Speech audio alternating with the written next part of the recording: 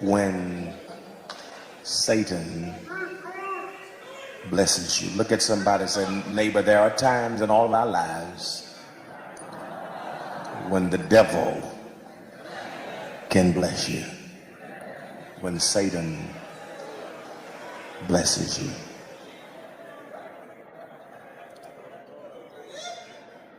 Without a doubt, the premier enemy of the redeemed is none other than our adversary himself.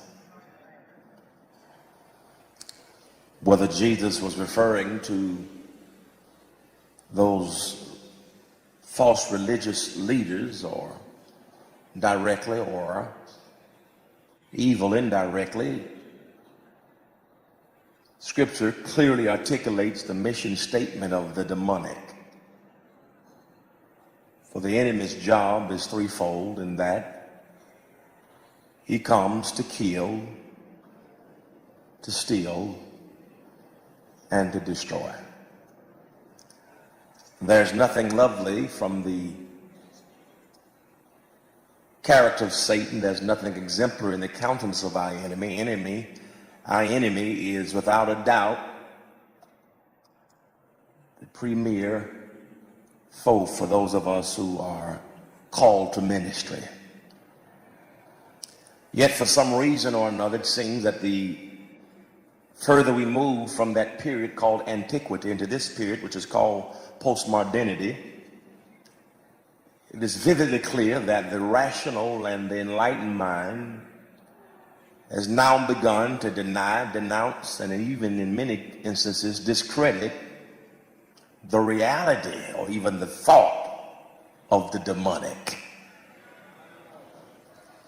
Polls recently done of Americans which suggested that over 70% of Americans express some type of belief in God, but less than 35% believe in the reality of a demonic realm. For some reason or another, the more educated we become, the more seminary training we're able to ascertain. It seems that any references to the demonic seems like an antiquated and an annotated and outdated idea. Even the saints of God have now begun to take on some Boltmanian tendencies, in that we attempt to demythologize Scripture in so much that we have demythologized the enemy out of the Scriptures and even out of our own lives.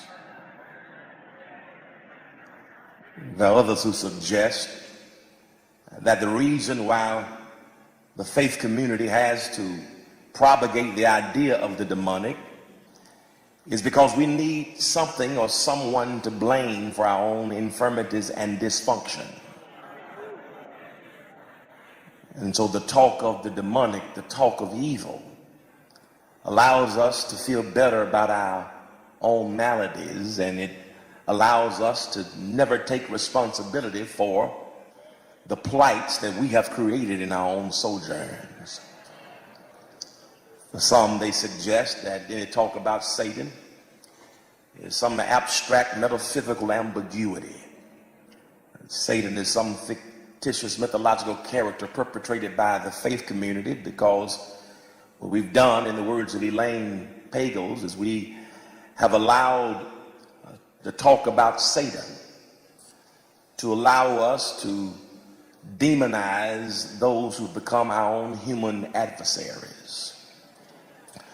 And so we need Satan in order to start wars. We need Satan in order to justify our own pathologies about our heterosexuality. We need Satan to continue our ability to compartmentalize and segregate societies based on dogmas or milieus. And so if there's anything that we don't like, if there's somebody who asks a question of us about our vision as pastors, we are easy to relegate that as the demonic, when it could very well be a great question that is based on a vision that makes no sense and a plan that has no substance.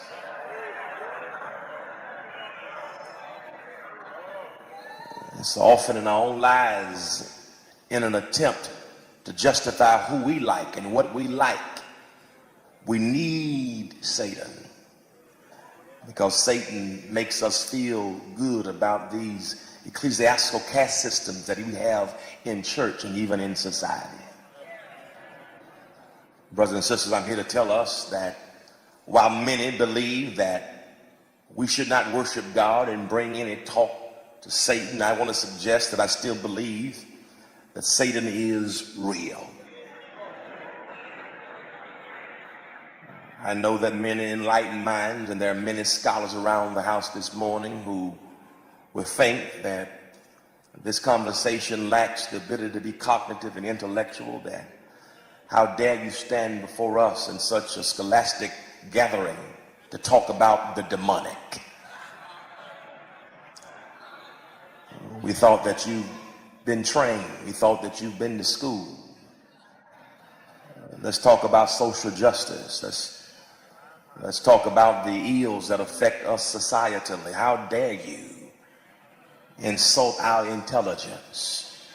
We've been to Hampton, we've been to Howard, we've been to Harvard, we've been to Virginia Union, we've been to Morehouse, we've been to Shaw, we've been to Princeton and Yale. How dare you stand before us at the centennial gathering of the Hamptons Ministers Conference and talk about the demonic? What's wrong with you, preacher? Well, I've discovered that most people who have issues with any talk about Satan, who have attempted to deny the reality of Satan, to make Satan become simply some first century understanding that is based on Flavius Josephus's articulation of the wars of the Jewish wars there in the first century, and from that time on, how we as Christians have sometimes used Satan to demonize the Jews, and how the Jews have used Satan to perhaps demonize us, and we've used Satan to demonize one another. But I understand that many scholars who talk about the lack of reality of Satan, they say that simply because they are professors, but they've spent no time in pastoring.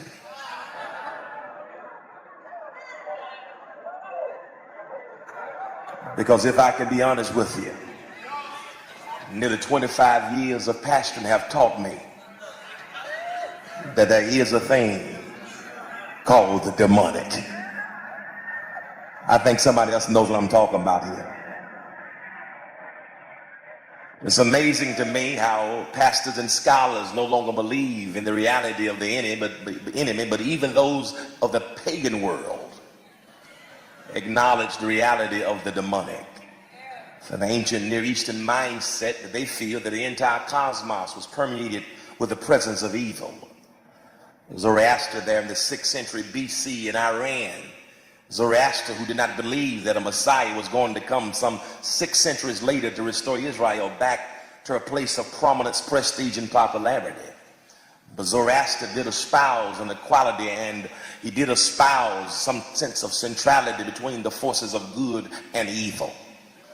Zoroaster, who did not believe that Jesus would come, but he did believe that good and evil were two juxtaposing and contradictory forces, with evil having no ultimate power over good, or good having no ultimate power over evil. Brothers and sisters, even those of the pagan world, the ancient Egyptians often felt that sometimes evil was simply the absence of what they call none, or the absence of good. Wherever God is not present, wherever light is not present, it is in that intrinsic darkness. Perhaps there is the reality of the demonic. But we don't have to look for professors or scholars or pagan societies to understand the reality of the demonic. I believe still in biblical authority. I do believe that the scriptures are man's best attempt to define what God says to us. And in the Old Testament, there are 7 books in the Old Testament that have an explicit reference to the demonic. Satan or evil, the devil, is mentioned in every book of the New Testament. There are 29 different passages in the Gospels where the demonic or the satanic is mentioned. And out of those 29 different occasions, all I'm trying to tell you is that Jesus was speaking on 25 of those 29 different occasions. And so I know that you have more letters perhaps than a thermometer behind your name. But it matters not how big the Bible is you tote or how many scriptures you quote. I've seen evil. I've seen evil attack people. I've seen people battle with evil. I've seen people who are affected by the demonic. I still believe that evil is real. And yet, as evil is real, and as evil's job is to kill, steal, and destroy, it seems, if that is the case, brother preacher, that your sermon is almost perplexing. That it seems somewhat blasphemous and heretical and even unorthodox to suggest that evil and Satan can have blessing capacity. I thought that every good and every perfect gift, that it came from above. I thought the old saints in the senior choir would sing with regularity that the Lord is blessing me right now. He woke me up this morning and started me on my way, and then they get redundant about it. The Lord is blessing me. Have I witness here? Right now. Well, brother preacher, if every good and every perfect gift comes from above, and if Satan's or evil's job is to kill, steal, and destroy, if evil is the absence of none or the absence of good, then how in the world can you suggest here sermonically that Satan has blessing capacities? My sisters and my brothers, I want to suggest to us this morning that sometimes even in the activity of the enemy, because of the sovereignty of God, that there are times in all of our lives when Satan is most operative, when evil is most apparent in our lives, that sometimes evil and even the satanic and the demonic can unintentionally contribute to the propagation of blessing rather than burden. I'm here to tell you there are times in our lives when it seems that the enemy wants to bother, badger, bruise, and burden us, that the enemy unintentionally takes us to another levels of blessings to understand the glorious dynamics of God's benevolence. I'm here to tell you that sometimes when you're facing the most heinous and the most horrific moment, that it's at that time that your faith in God can literally be raised to another level. Nowhere in the Bible is this point of preachment more clearly demonstrated than it is demonstrated in our text this morning. At the time of this text, the penman of this text is that guy whose name was Paul. He's Saul, the tent maker from Tarsus, a member of that Pharisee party, that party which had arisen in the early 2nd century BC to protest the fact that the military leaders had been nominated as the high priest. That sect had arisen in protest to the fact of the secularization of the sacred high priest office, and so they believed in a strict adherence to the law, the Mishnah, the Pentateuch, and the Torah. This was the particular party to whom Saul belonged. He was a member of the tribe of Benjamin, circumcised on the 8th day after his birth. He had gone to the prep schools of Palestine, studied at the University of Jerusalem, was tutored at the feet of the Rabbi Gamaliel. The first time we see this guy, Saul, Luke tells us about him in the 7th chapter of the book of Acts, as those Jews, those religionists from Jerusalem, decided to throw rocks to assassinate the first deacon of the church, Deacon Stephen. It was a young man by the name of Saul, who did not throw one stone, but served as the maitre d', holding the coast of those men who did. Following the execution of Deacon Stephen, he went around, chapter 8 of Acts, like a wild boar, making havoc, that phrase illuminato, like a wild pig, locking up anybody who was a part of this movement called the Way. Secured letters from the high priest, was on his way to a place called Damascus to eliminate and stagnate this movement that has been built in honor of the Kyrios Christos. And on the street called Straight, after saddling his horse, going to Damascus to hunt the church of the Lord Jesus, on his way toward Damascus, the hunter became the hunted. God knocked him off of his horse and changed him from a hell raiser to a heaven's praiser. blinded him temporarily, and then changed his name from Saul to Paul. It was this Paul who was properly credentialed by the Church of Jerusalem after spending a time to certify his own connection with the divine. And he was sent along with Barnabas to spread the gospel to Asia Minor and Europe. It was this Paul now who goes along with Barnabas and Barnabas' nephew John Mark to spread the gospel throughout Europe, and they got down there in the mountainous regions of Pamphylia. John Mark, who was a coward soldier, couldn't handle the difficulty of ministry and returned back home to Jerusalem with his mama Mary. Paul and Barnabas finished the first journey together, and then when they got ready to go out the second time, Barnabas wanted to take his nephew John Mark again. Paul said, we don't need any lily-livered, jelly-backed men to be on this missionary journey. This is a battlefield. Not about how nice your manicure can be and how sweet your shoes can be. Shine. This is a war. And as a result of their differences of opinion, Barnabas and Paul split ways. And John Mark went with Barnabas to do ministry. And then Paul chose a fellow by the name of Silas to finish up the second and the third missionary journeys. It was this same Paul picks up his quill and parchments and delivers this pericope to us this morning. He is talking about himself, but he speaks in third person. He says, for I knew a man about 14 years ago. This man, I don't know what it was. Was it an in the body or an out of the body experience? But I knew a man who was so sovereignly blessed by Jehovah that he received a pre-eschatological rapture. He was raptured up there into the third heavens. He saw the abode of Christ and the deceased saints. He got an apocalyptic view of some things that are going to take place futuristically and prophetically in the future. He said, I saw the abode of Christ. I saw third heavens. It was an interesting view. It was a sovereign blessing, because although I was that apostle, the least of these, the one born out of due season, I saw some things that were so glorious. I saw some things that were so wondrous that it's not even lawful for me to utter.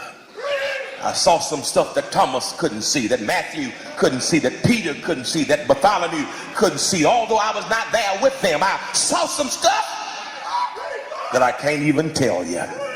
It was a sovereign blessing. Although I was just on earth, he showed me where I was going. I saw paradise. I saw the abode of Christ and the deceased saints. It was a glorious apocalyptic view. It was a sovereign blessing. He says, but as soon as I made the descent back down from glory, back down to earth, from the celestial back down to the terrestrial, when I was caught up, he says, that was a sovereign blessing.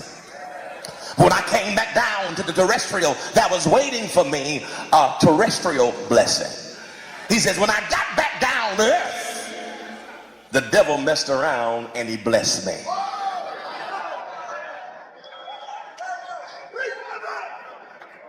Me being caught up, a sovereign blessing.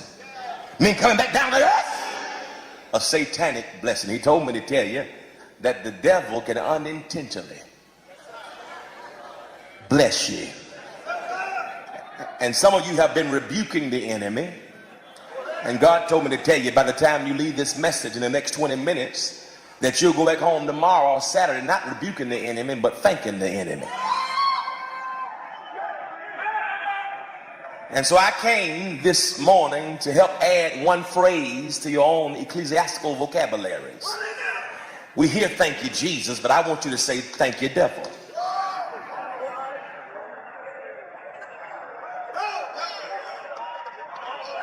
I want you to have the ability to look at the enemy and look at evil, to look at the absence of none, and the most horrific attack that you faced as a leader, that you'll be able to look at it and say, you know what, that really was the devil, Satan, blessing me. Well, Paul, some of these folk think my blood pressure is acting up. Can you help me theologically here? How in the world, what happens, man, that gives me some homiletical liberty to say that the devil and evil and Satan can sometimes be a blessing. Paul told me to tell you that sometimes you will know when the enemy is blessing you and when evil is blessing you. Number one, get this, because there will be the reception of a special gift. There will be the reception of a special gift. He says, that was given to me. I didn't ask for it. I didn't pay for it. I didn't earn it. That was given to me. And the fact that it was given to me makes it a gift.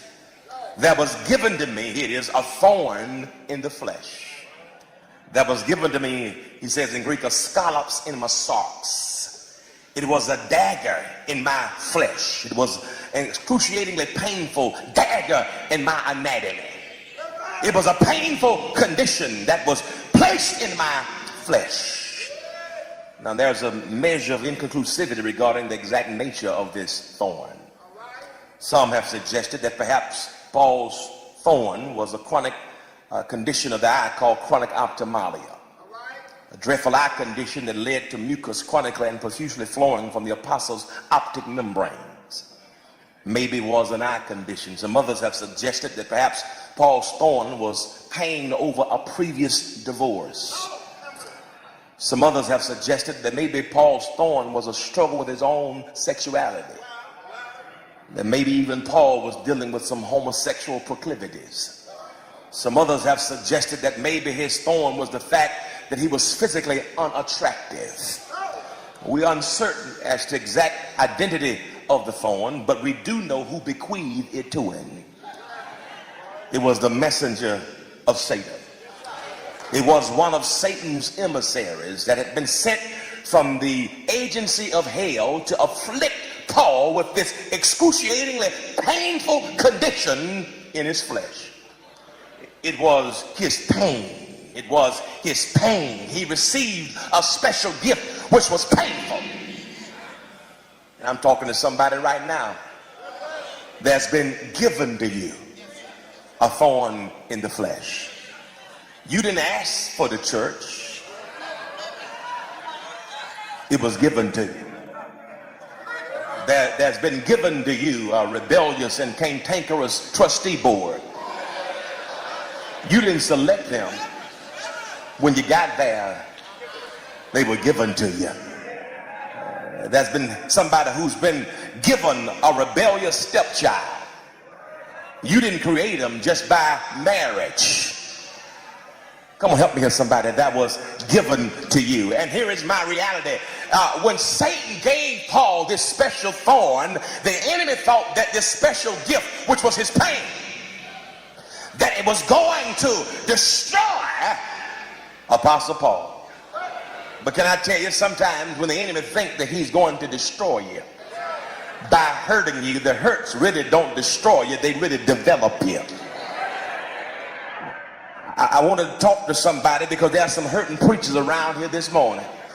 Don't believe that just because they have a nice suit on, a nice dress on, that everything is well. Somebody has to go back to some painful conditions in ministry. It's painful to go back and have vision up to here, but provision down to here. It's painful to go back and have a heart for the community, but the community does not have a heart for what you're trying to do. That's a painful condition. There's some ministers here who are trying to self-medicate because they think that that pain is going to destroy them. But I came to tell you that even if you're in pain, and even if evil is the source of your pain, lift your hand up and tell God thank you. Because sometimes your hurts are not there to really hurt you. They were there in the end. It'll turn out and it'll help you. Thank you, devil, because whenever the devil blesses, there'll be the reception of a special gift. Oh, but not only when the devil blesses you would there be the reception of a special gift, which is your pain, but there also would be, get this now, the removal of self-glory. The removal of self-glory. Listen to that, at how he commences and concludes verse 7. Unless I should be exalted above measure. Look how he closes verse 7. Lest I should be exalted above measure. He said, you know what happened to me when I was caught up there into the third heaven? I saw some stuff. I saw so much. It was an abundance of the revelations. He says, and here is the reality. The enemy really made a bad mistake. Because the abundance of the revelations, if those things would have been left alone without any subsequent attack, the abundance of the revelations could have led me to having an arrogant and egotistical perspective of myself. Because sometimes abundance and affluence has a way of changing who we are.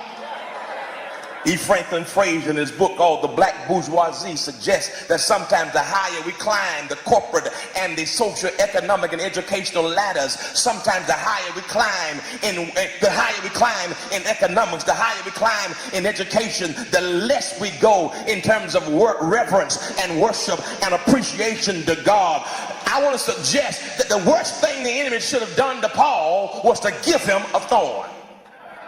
Because if Paul had not given him the thorn, if the enemy had not left Paul with the thorn, if the enemy would have allowed him just to have a mega ministry of revelation, if he had not messed with him by giving him the thorn after he bought his first Benz, if he had not given Paul the thorn after he was able to order 3 suits at the conference, if God had not allowed the enemy to give Paul a thorn, then the abundance of what he received may have got him caught up so much in pride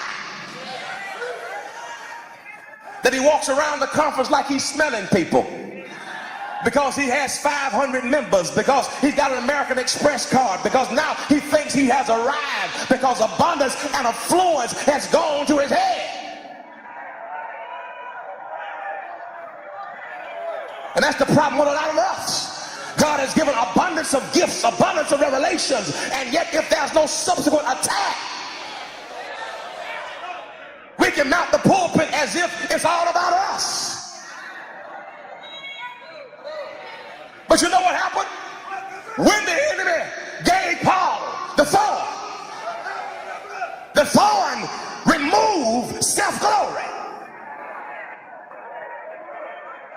Thank you, devil.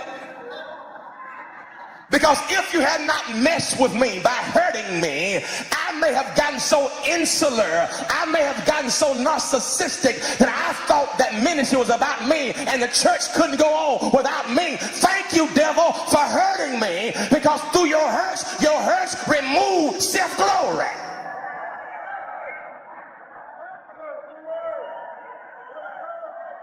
Don't you ever allow the gifts God gave you to make you think more highly than you ought. The Bible said that God resisted the proud, but he gives grace to the humble. The Bible said that pride goes just before destruction. And the reason why so many of our ministries are falling, perhaps it's because pride and arrogance have taken over the church.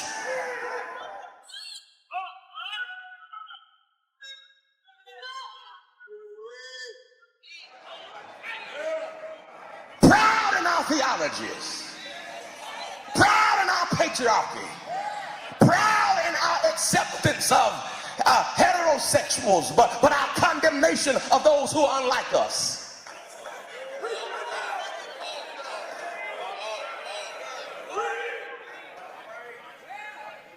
But oh, when evil comes, when you got to go through something that's painful, when it's your daughter that's pregnant and she's a teenager, when it's your marriage that's in trouble, the same preacher who used to point the finger of scrutiny at others will discover now 3 are pointing back at you. The higher God takes you, don't you let the abundance of revelations make you think more highly of yourself than you ought, but you all start saying, what I am, he made me.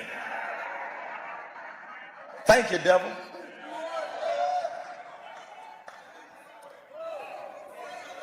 Because even though you told me to humble myself, and that's why I don't pray, Lord, humble me.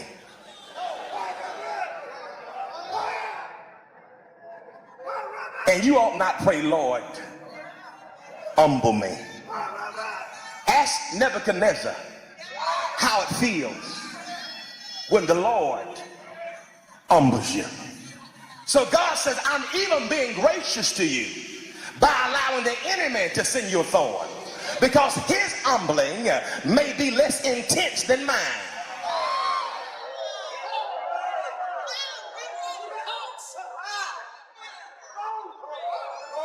Humble yourself.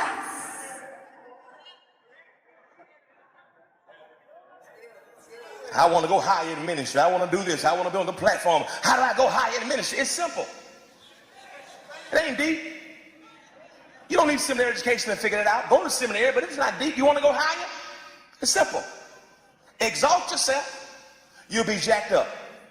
Lower yourself, you'll be exalted. Case closed, let's go home. Serve the communion. It's simple.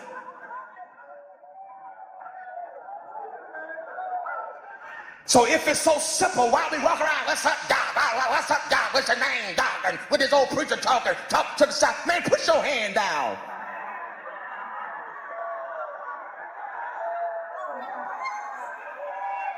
I'm Reverend this, Bishop this, Prophet. Get out my face. What's my name? E.Dewey Smith. That's what my mama called me. That's what's on my birth certificate. That's what's on my social security number. If you need a title to make you ain't nothing in the first place. Humble yourself.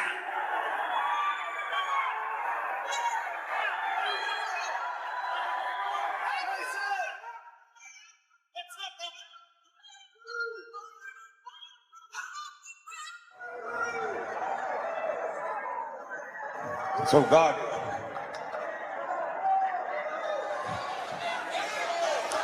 said, I have to let the devil bless you, because there'll be removal of self-glory. That's your pride. Whenever the devil blesses you, that will be number one, the reception of a special gift. That's your pain. That will be the removal of self-glory. That's your pride. But thirdly, when the devil blesses you, that will be, get this now, the resolution to speak with God. Verse 8, for this thing. For what thing, Paul? For this scallops in my sarks.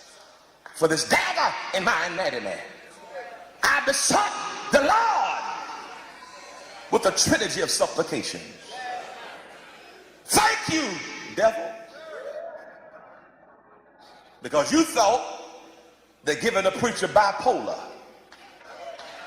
would make him run to the bottle.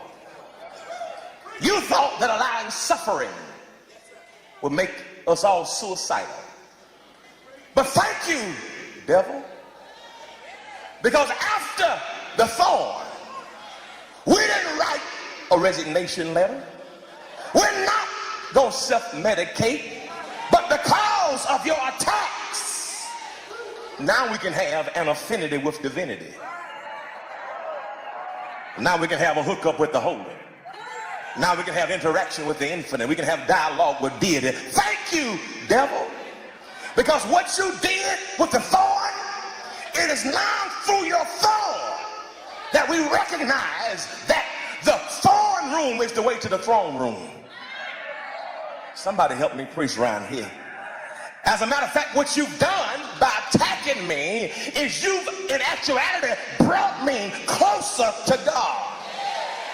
If you would have left me alone, I may have gotten disconnected in my own egotism and elitism. But because of your attacks,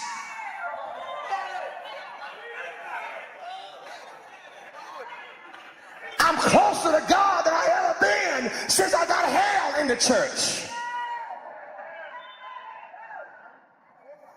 Since the offering been down, I've been praying more. I've been studying more. Thank you, devil. I'm on the prayer call with Dr. Curtis and Dr. Guns on Sunday morning to go before God's people now because I got hell on my track. For some of us, before the devil gave you a blessing, preaching was perfunctory. You simply studied to prepare a message. And if you're studying to prepare a message, message, that's work, not spending time with God. Oh yeah, before you went through that trouble, before the evil got in the ministry, here was your weekend agenda. Every Saturday night at 11:30, go on the internet, find some anointed YouTube clip to copy, or find some sermon site and press copy, print, and pick it from the printer and take it straight to the pulpit, becoming an ecclesiastical plagiarist.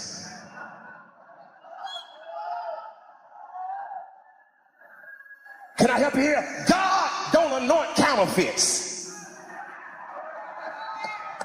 And that's why there's no power in the church, because things are going well. But oh, let some hell break out. It'll bring you back to the altar. It'll make you snot and cry for sermon impetus. It'll make you snot and cry. Give me a word. Thank you, devil.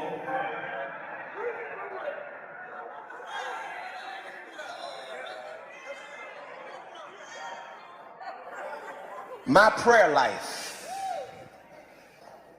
How many of us preachers don't even pray?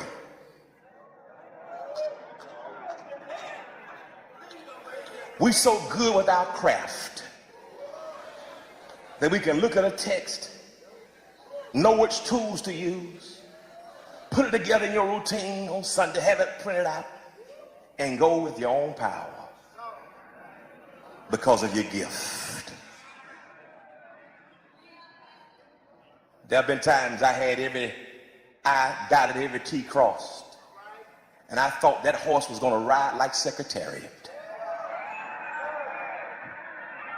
Mounted God's desk full of myself, confident in my own abilities, and fell right on my face. Died like Methuselah. But some other times, so discombobulated by ministry, trying to do the best I can, got up there without sure myself, voice broken. I'm just doing the best that I can to hear from God, and wasn't confident. But it was in that moment, I wish I had somebody to talk to me. It was in that moment when I felt I was at my lowest, but because I was closer to God.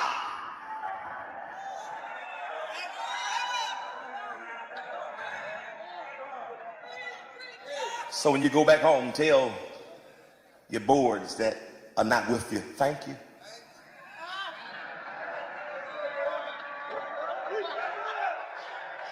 Tell your denomination, I appreciate you. Because it only means that if evil, not something that you've named evil, but I mean real evil that's trying to keep you from your purpose, that simply means that you're getting ready to go higher. And you got to thank God for that attack, because you can't go higher if you don't have something or someone to step on. Because he makes your enemies, I wish I had somebody help me, your footstool. That's why if you got attack against you, something you know God gave you, don't fuss back, don't fight back. That was the time in my young ministry when somebody came against me and I knew it was God, I looked for my Glock, I looked for my 9, my nunchucks. I would go taekwondo on a Negro. But no longer, because I know when the devil is trying to attack me, this is what I wash my hands, I get some hand sanitizer. I get me a handkerchief and put it around my neck, because whenever it's real evil attacking me, it's just authentication and verification and confirmation that I'm getting ready to eat some filet mignon and some Chateaubriand. And if you ain't careful, I'll chase it down with some Dom Perignon, because he prepares a table before you. I wish I had somebody to help me. Can somebody testify? He prepares a table before you.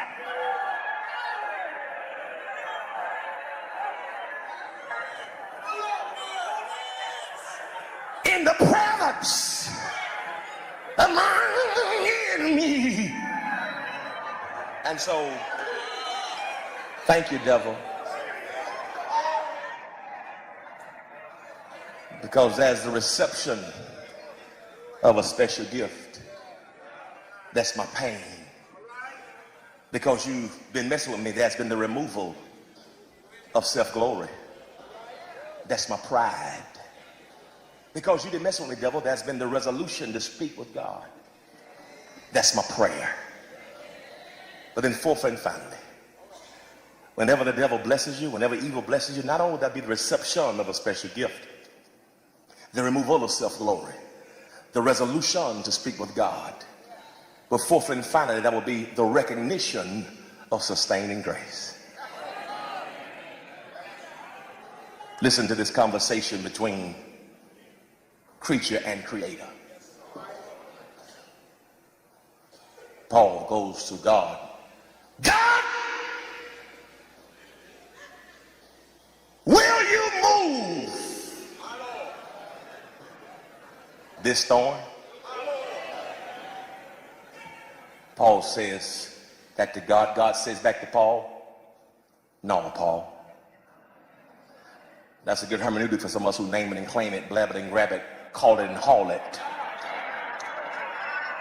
No, Paul. Paul goes back to God. God, I thought I just could speak it in the atmosphere.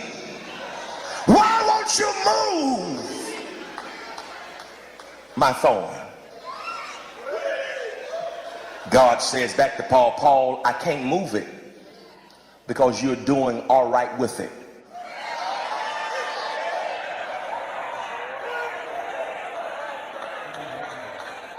Over half the New Testament is going to be attributed to your authorship with it. You're going to finish 3 missionary journeys with it. You're establishing churches all over Asia Minor with it. You speak in tongues more than anybody else with it. You're mentoring younger preachers with it. I'm not going to move it. You're humble with it. You're praying with it. I'm not going to move it.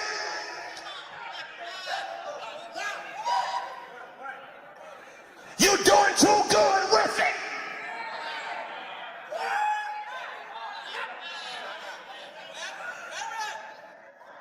This is a case of what H. Richard Niebuhr, the brother of Reinhold Niebuhr. H. Richard Niebuhr once said there are times in the life of the believer that God will intentionally become our enemy in order to anthropomorphically become our friend.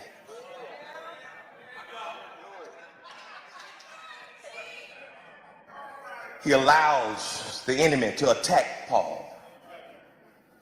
He becomes his enemy. But in becoming his enemy, he simultaneously becomes his friend. He says, Paul, I will not make an extraction, but I will make a deposit. My grace, my charis, my favor. I won't remove your frustration, but I'll sprinkle favor on top of your frustration. Somebody shout, I'm graced for this. So Paul said,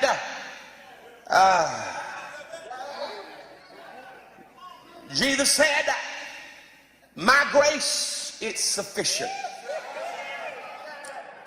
For my strength is made perfect in your weaknesses. When you're at your lowest, my dunamis is exemplified in your asthenia, in your weakest moment.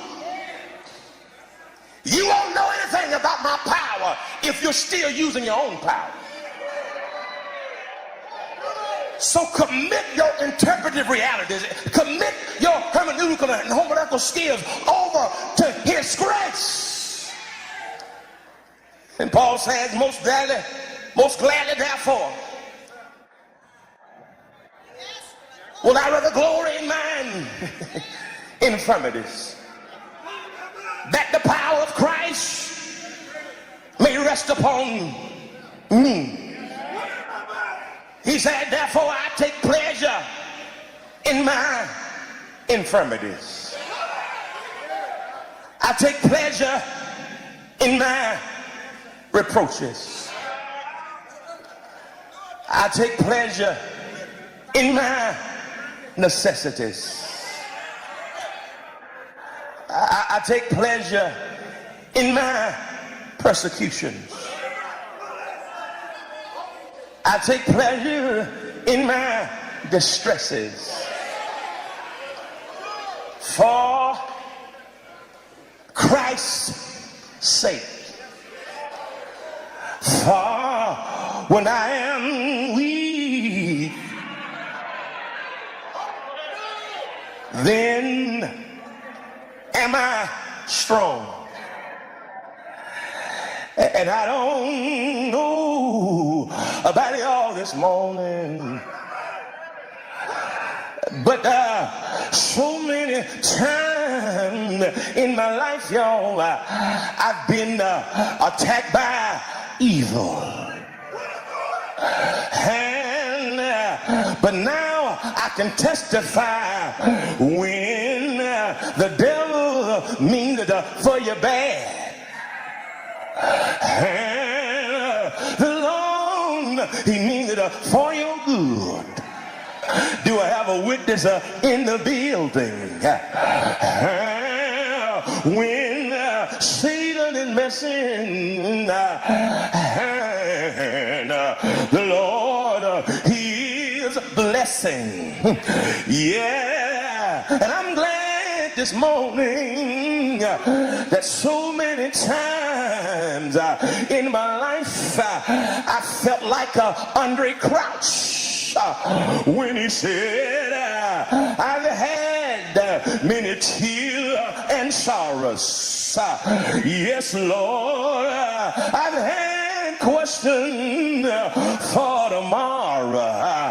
And there've been times in my life, when I felt and I didn't know right from wrong. But in every situation, yeah, he gives me blessed consolation. He lets me know that I am his own. And I thank my God for my mountains.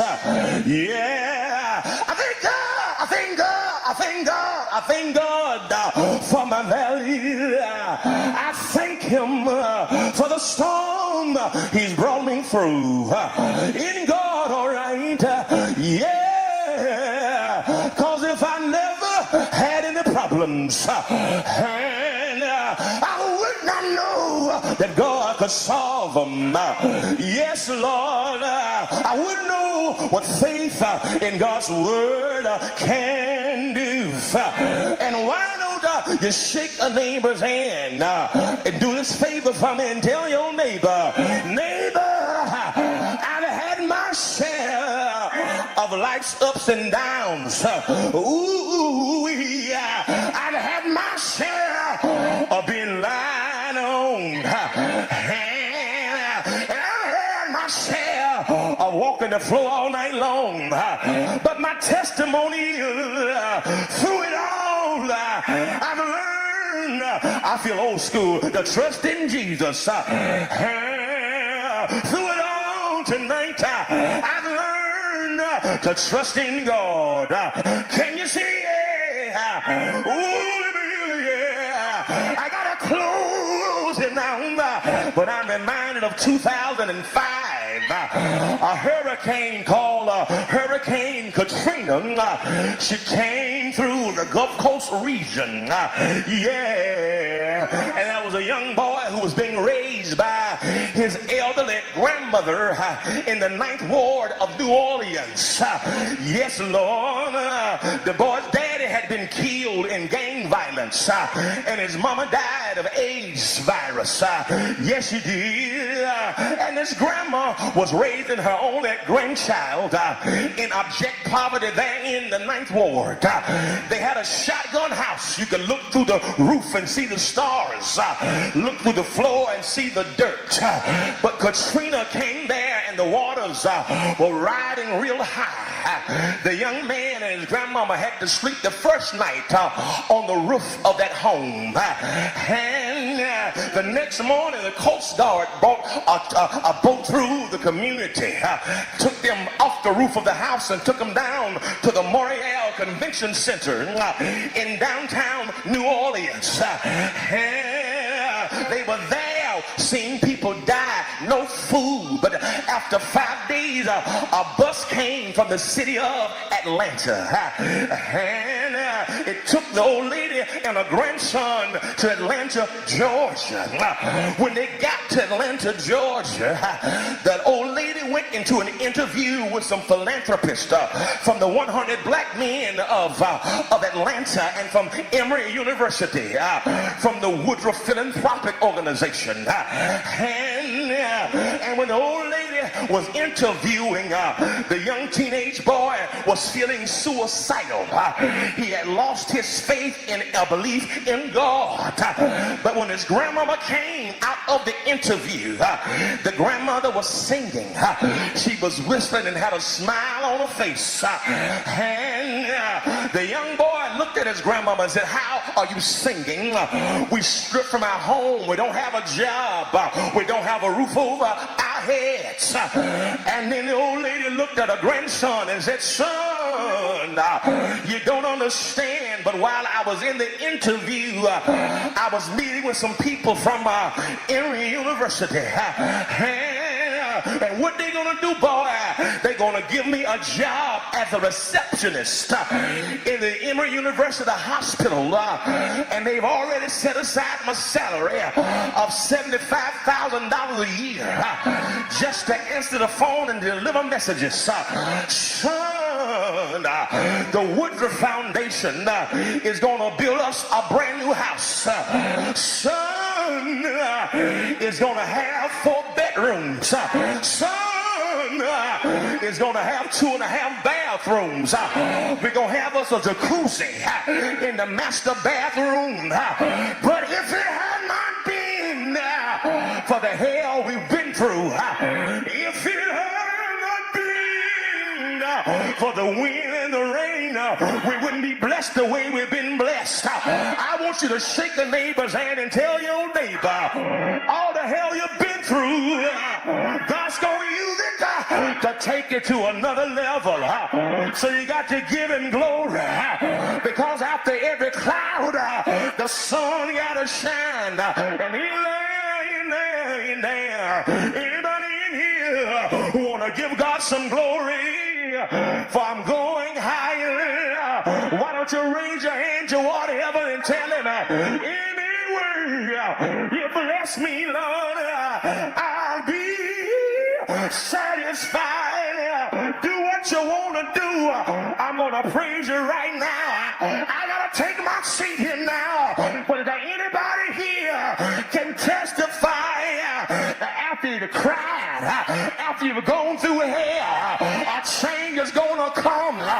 Remember this, when you're going through hell and the enemy is trying to kill you, remember this, that's a midnight situation. Midnight is when the offering is low. Midnight is when the bank refuses to give you a loan. Midnight is when you feel like divorcing your wife. Midnight is when you catch your hell in your ministry. Anybody ever been through midnight? Well, remember this, when you're going through midnight, that midnight only lasts for 1 minute. Midnight only lasts for 60 seconds. At midnight, that's midnight. But at 12, that's morning time. And why don't you shake a neighbor's hand and say, neighbor, keep on smiling, because weeping may endure for the night, but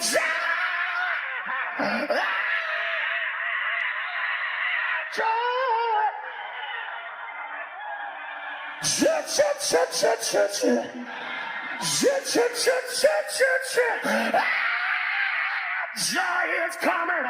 Give someone a high five. Say, pray right now.